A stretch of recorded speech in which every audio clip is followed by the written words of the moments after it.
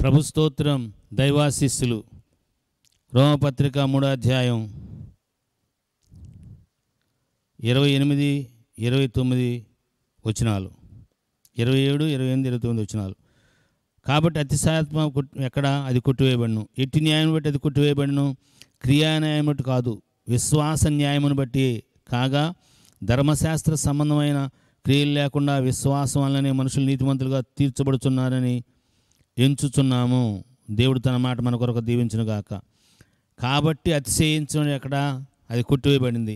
ఎవరు కూడా నేను ఇది చేశాను, అది చేశాను, ఇందుని బట్టి అందుని బట్టి దేవుని మెప్పించాను, తలకిందులుగా తపస్సు చేశాను, ఇందుని బట్టి నేను రక్షించబడ్డాను అంటానికి లేదు.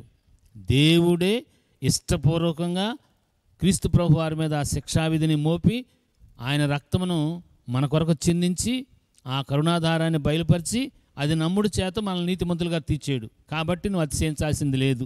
నువ్వు రక్షించబడ్డావా, అతిశయపడటానికి లేదు. కొంతమంది రక్షించబడిన బిడ్డలు వాళ్ళు మేమేదో గొప్పవాళ్ళు అన్నట్టు మిగిలిన వాళ్ళందరూ ఏదో గొప్పవాళ్ళు కాదన్నట్టుగా నడుచుకుంటూ ఉంటారు.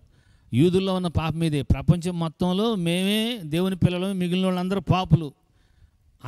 అంత నీచంగా చూస్తారు, అంత అసహ్యంగా చూస్తారు. ప్రపంచ ప్రజలందరినీ కూడా యూదులు మేము the best persons in the world, మేమే అత్యంత ప్రత్యేకమైన దేవుని బిడ్డలమే. ఇంకా దాని నుంచి అసలు బయటికి రారు.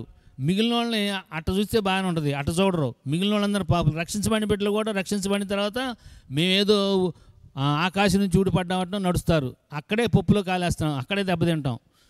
అతిశయపడటానికి ఏమీ లేదు. మనం ఏం చేయాల్సినంత దేవుడు చేసాడు యేసుక్రీస్తు ప్రభువారిలో. దాన్ని నమ్మంటున్నాడు అంతే. జస్ట్ నమ్మాం.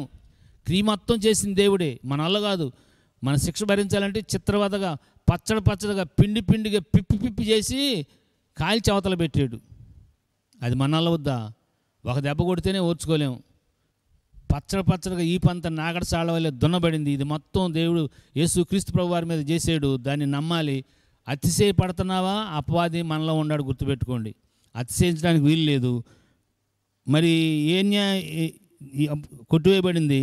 మరి ఏ న్యాయాన్ని బట్టి? అది విశ్వాస న్యాయాన్ని బట్టి, క్రియా న్యాయాన్ని బట్టి కాదు. నువ్వేదో చేస్తే కాదు, నేనేదో చేస్తే కాదు. విశ్వసించుడు చేత ఏదైనా విశ్వాసం. నువ్వు కార్యసిద్ధి కలుగు చేయాలంటే విశ్వాసమే. కార్యసిద్ధి కలుగు చేసే విశ్వాసాన్ని సంపాదించుకోవాలి. ఏదైనా క్రియ సాధించాలంటే, ఏదైనా పని సాధించాలంటే, నీవు పరిశుద్ధపరచబడాలి అంటే కూడా విశ్వాసమే. యేసయ్య రక్తంలో విశ్వాసమే. నువ్వు పాపంలో జీవిస్తున్నావా, పరిశుద్ధపరచబడటం అనేది యేసయ్య రక్తం ద్వారా సాధ్యం, కానీ ఇంకొకటి సాధ్యం కాదు. దేవుడు మన కొరకు ఏ హేతు లేకుండా, ఏ క్రియని బట్టి కాక, తాను చేసిన దాన్ని బట్టి తాను నీతిమంతుడును, యేసుక్రీస్తుని విశ్వాసంతో నీతిమంతులుగా తీర్చుటకు యేసయ్య రక్తాన్ని ఎలాగా కరుణాధారంగా ఇచ్చాడో అది మన క్రియల్లోకి రాదు. ఎవరు అతిశయపడొద్దు. అతిశయపడుతున్నామా, అపవాది మనలో ఉన్నాడు.